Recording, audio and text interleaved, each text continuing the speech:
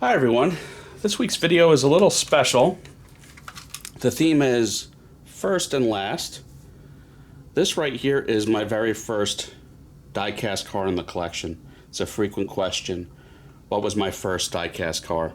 And yeah, I had previous diecast cars to this, but this is the first time I kept one in the box. My previous cars I would change wheels and I'd paint them and things, but this has remained stock and in my collection since 1996 or 1997. This is a Mazda RX7, known as an FD generation. It was in America from 1993 to 1995. It stayed in production a few years longer in other parts of the world. I happen to love the RX7. Selfishly, I have one of my best friends has a red one that let me drive it. It's a pretty special car. This is by Kyosho. So this is, old school opening diecast. Now, Kyoshos are kind of known from this time period for having a little bit of diecast rash, which this one does feature a little bit. You can see it by the lights. But yeah, opening diecast, carpeted. And the RX-7 is commonly in diecast lately, it seems, especially because the Fast and Furious movies. But this is a stock appearing. I think you'd call this an R2 based on the front spoiler and the rear spoiler. I think there was an R1 and an R2.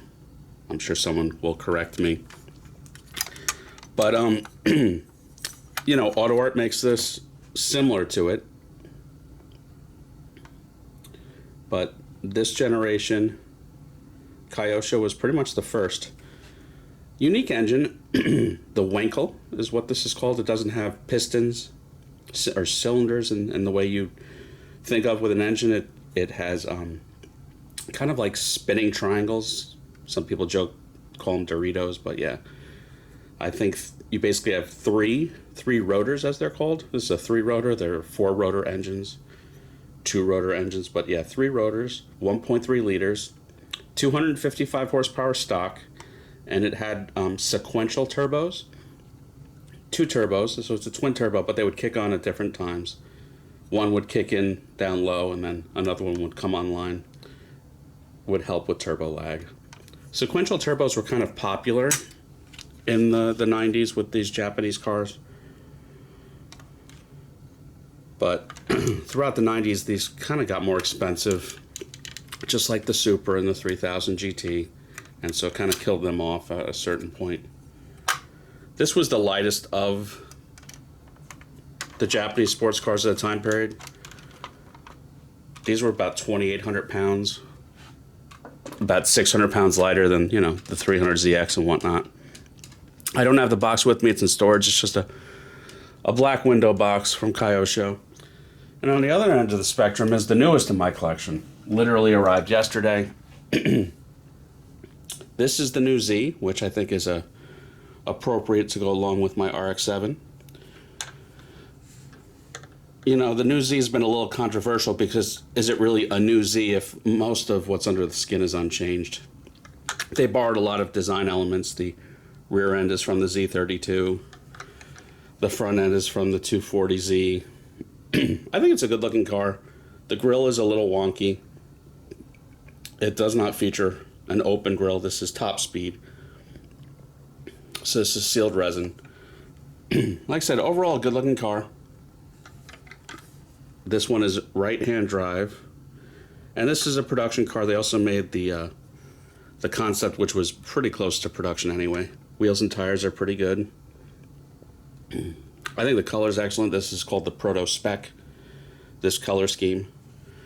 And this, if the hood opened, I would show you, but it doesn't open. This is a twin turbo 3-liter V6.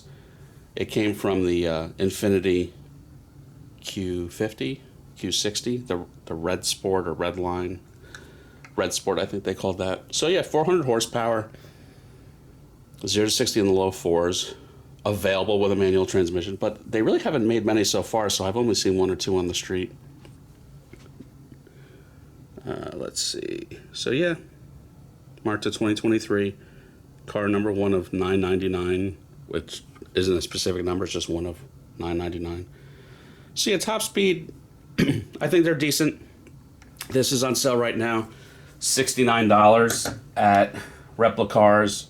Retail is, you know, like $150. I don't think it's worth that on retail, but $69, I'm not mad at it.